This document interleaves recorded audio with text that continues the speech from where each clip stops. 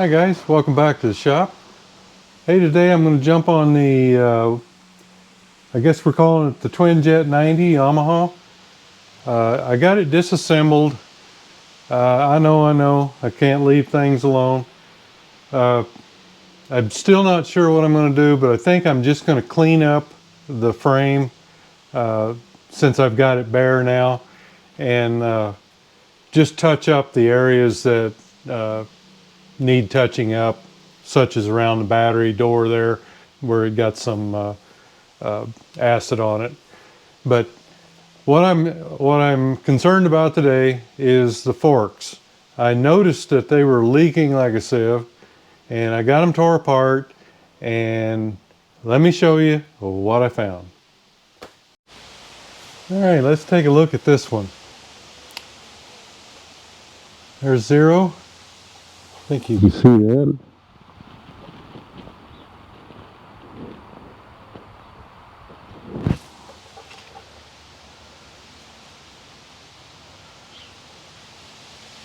$70,000 on that one. Not bad. Straightened a lot of them like that. Let's take a peek at the other one.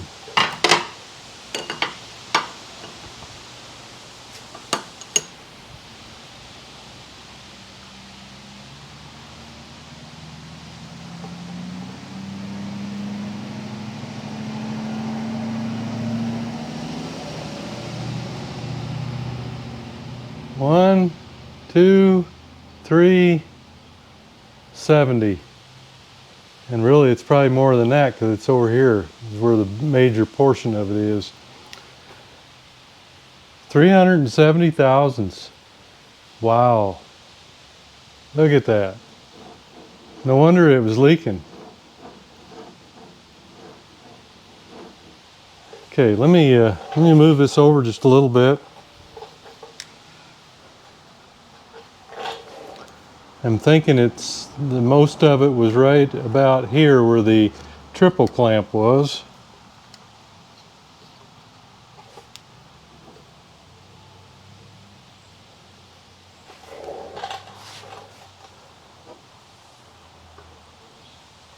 Yeah, actually probably more like about right there.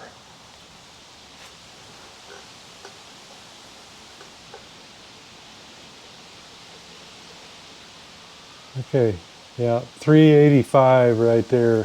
Actually, I'm a little bit more than that. Let's zero it out here.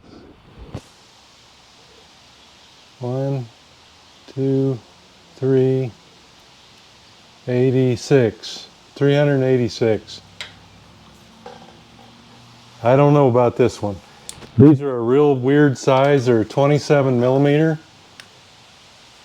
So I'm a little concerned whether or not someone like Frank's Forks would be able to build me a new pair. I bet you they can, but I really don't want to spend the money. So we're going to give it a shot here and see what we can do. We'll do the hard one first. Okay, as you saw, I put a little mark here to show where the high spot was, and I've got a couple blocks of wood here to keep from damaging the tube on the ends, and I'm going to use a piece of aluminum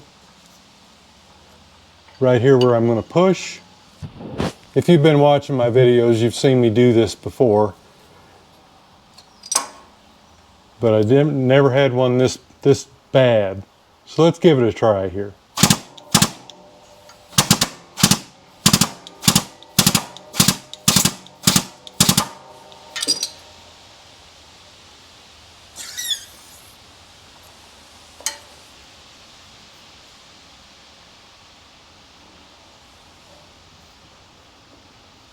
Still quite a bit. Give it another shot here. We definitely took some out.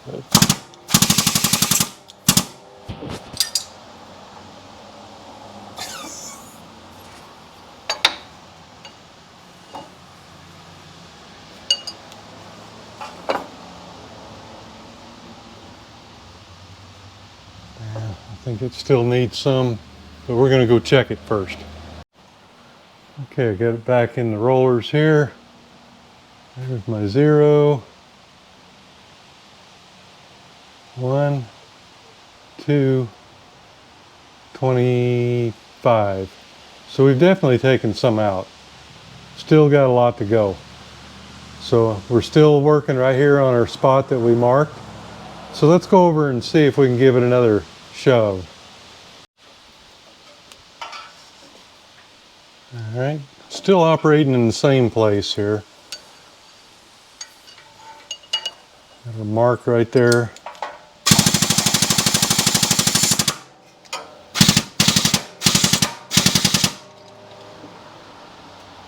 Let it sit there a little bit.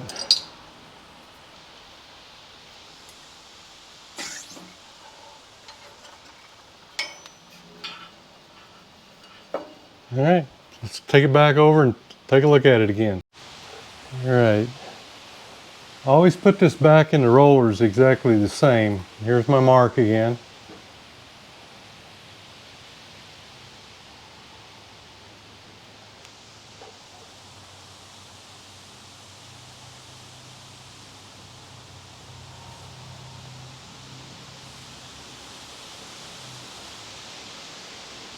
There's our 0. Wow, we didn't even make it around once. We're definitely getting some of it out of there. Got about 92 thousandths left. And the high is still, actually it's moved a little bit. It's just behind. Here's the original mark. And now we're right here. All right, so let's take it back over and see what we can do with that. All right, we're right here now.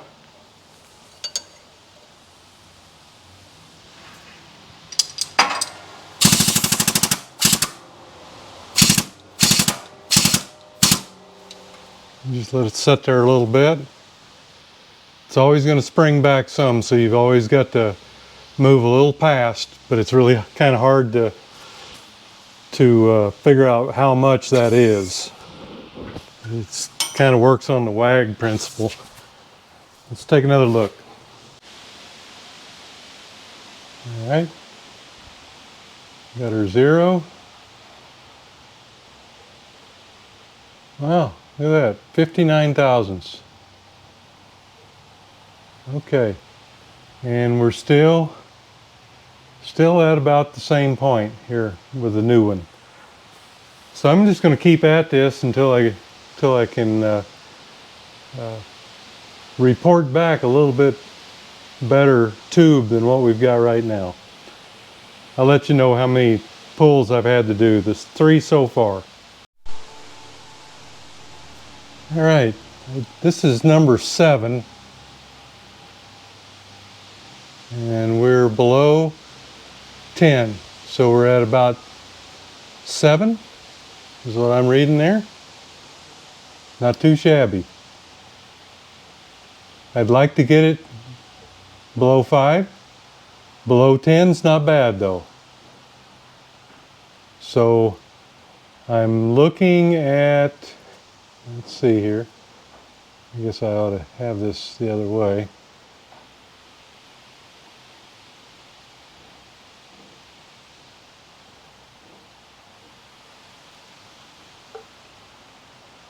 Maybe I was right to start with.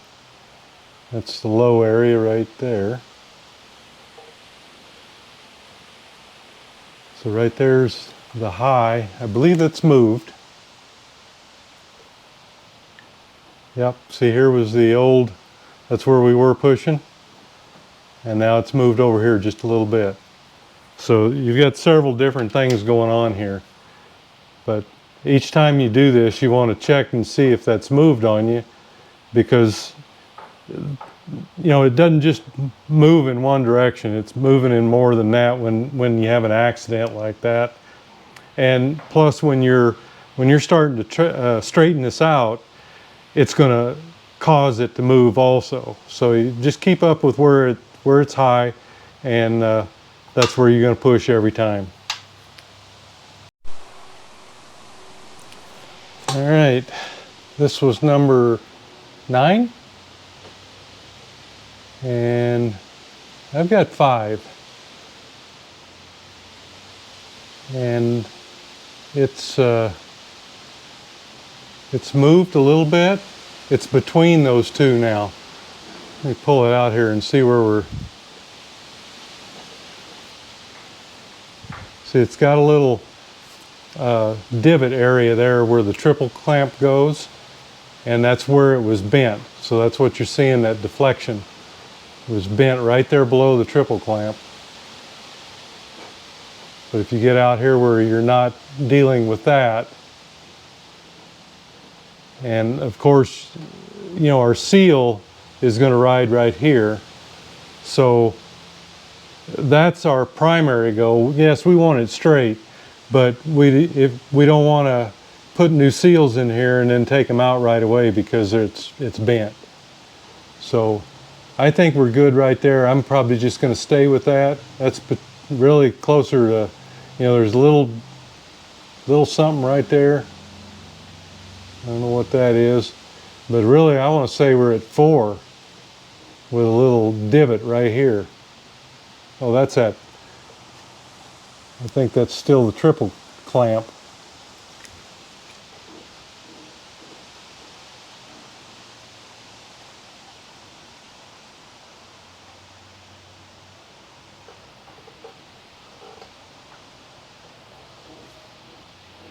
Okay, move down a little ways. I've got another little issue. Looks like I'm at 8.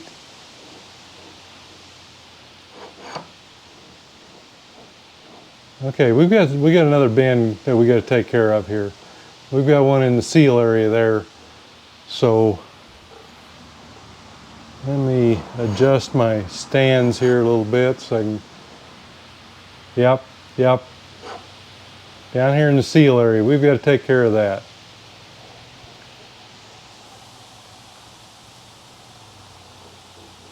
Okay, there's 0, and we got 25 right there. So you see how that's changed? Okay guys, this it kind of kept moving down on me. You can see my progress. You know, we started up here and we moved down, and I think I'm just about got it as good as I'm going to get it. So up here where we originally started, we're at about 2, and then I move down to the next spot,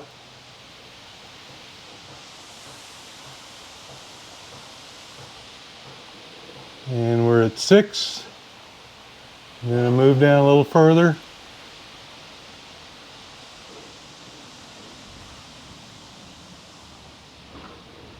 and we're at 8, and then to my last spot,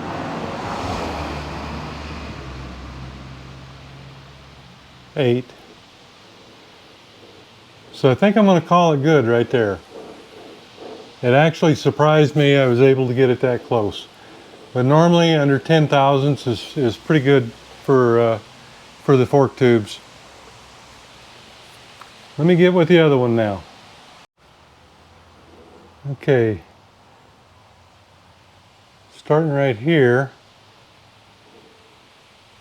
I'm at 50.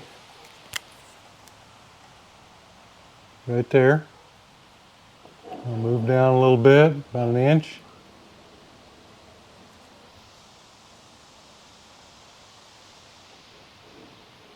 $40. Another inch down.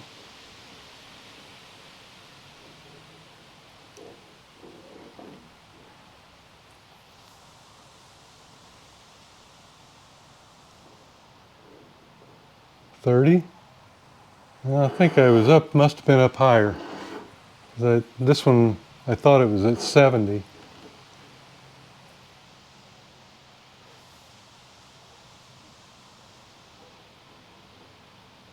Yeah, it's up higher. The majority of the bend is.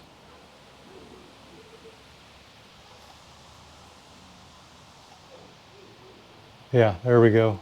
There's the high spot right there. So that's where we're going to start. Okay, got our X right here. Now what I had done on the other one, when you get close, you don't want to bend as much tube, so what you do is you move these in. And I actually was, instead of using this for my pusher, I was using this like this. So you're trying to pinpoint your push a little bit more. But I spread this back out for our start here, and we'll go back to the wider pusher. And we've only got 70 thousandths on this one, so you just don't push as much, you know what I mean?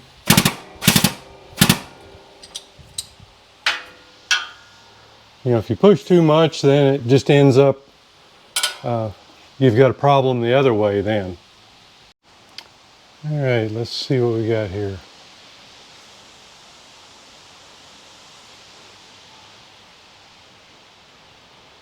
Well, okay, about 35. Okay, so we took about half of it out, but it's still in the same place. Looks like my mark's kind of wearing off there. So let's go down here a little bit and see if anything changes dramatically.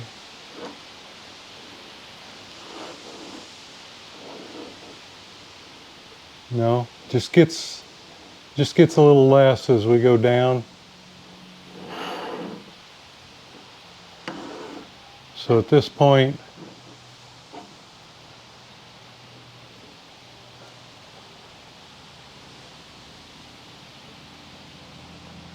our original spot needs to be pushed yet.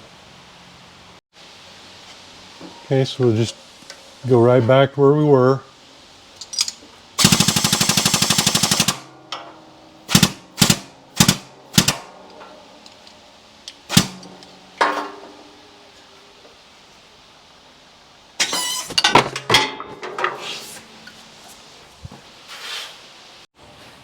Alright, let's check it now. We've moved it some. Okay, took another half out. We're at about 14. 14 or 15. And it's still, no, looks like it's moved on us. Right here's where it was. Now it's just a little bit further around. Maybe like that. You see, this was our mark right here. So now it's right here. So it's moved a little bit. Let's see what happens when I move it down. Okay, we're still less than 14. So let me get rid of some of my extra spots here.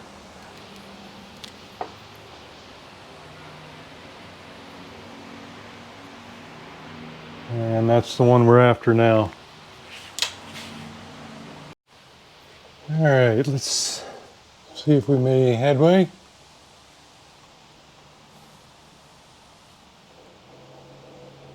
Okay, it's looking good.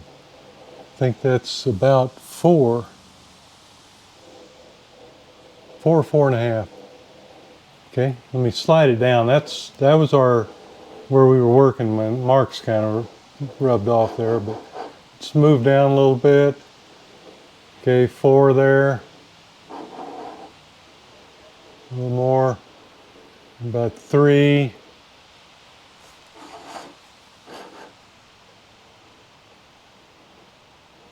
And move up the other way.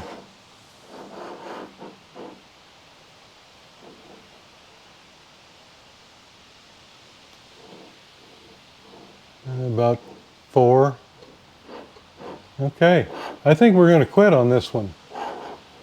That's good enough.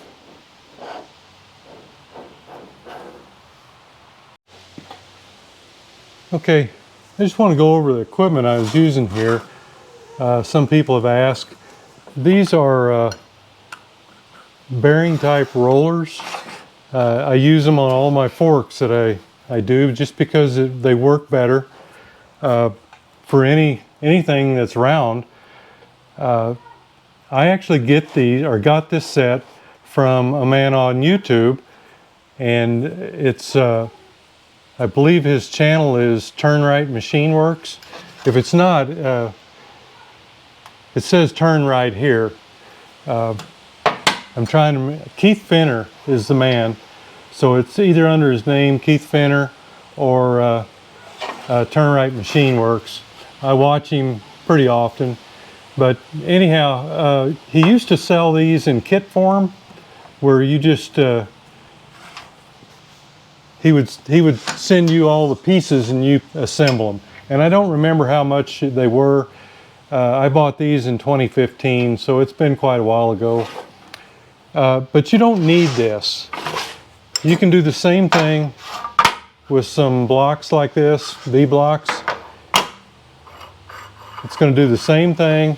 It's just not as easy to turn, and it may mark your tube a little bit.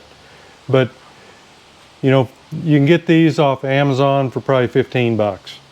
So that's all I'm doing, other than a dial indicator stand and a dial indicator that you can even get at Harbor Freight.